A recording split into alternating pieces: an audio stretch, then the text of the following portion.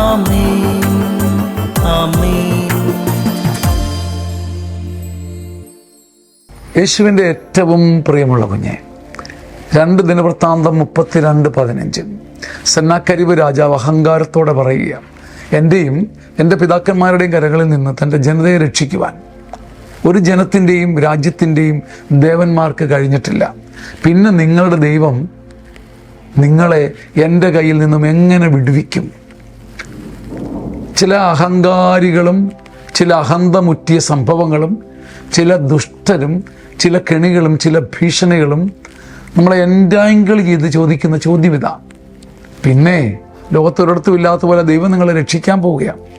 എൻ്റെയും എൻ്റെ പിതാക്കന്മാരുടെയും കരങ്ങളിൽ നിന്ന് ഒരുത്തനും രക്ഷിച്ചിട്ടില്ലല്ലോ, ഒരു ദേവനും ഇറങ്ങി വന്നിട്ടില്ലല്ലോ, പിന്നെ ഏത് ദൈവം നിങ്ങളെ രക്ഷിക്കുമെന്നാണ് പറയുന്നത്? എൻറ്റാങ്കിൾഡ് വിത്ത് ക്രൈസിസ്. കെണികളുടെ നടുവിൽ ചുറ്റപ്പെടുമ്പോഴുള്ളൊരു മനോഭാരമുണ്ടല്ലോ, ദൈവം ദൂരെ മങ്ങി മറഞ്ഞു നിൽക്കുമ്പം ഇതേ ആത്മചോദ്യം നമ്മളിൽ വരും, ഇതേ ആന്തരിക ചോദ്യം നമ്മെ ഗ്രസിക്കും. ഏത് ദൈവം ഈ കെണിയിൽ നിന്ന് നിന്നെ പൊക്കിക്കൊണ്ടുപോകും?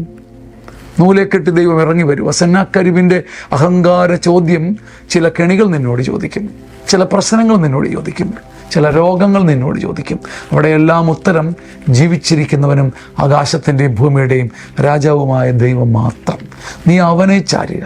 സെന്നാക്കരിബുമാർ നിനക്ക് ചുറ്റും ചുറ്റി വരിഞ്ഞു നിൽക്കുമ്പോഴും നീ ദൈവത്തിൽ ആശ്രയിക്കുക, അത് നിൻ്റെ രക്ഷയായിത്തീരും.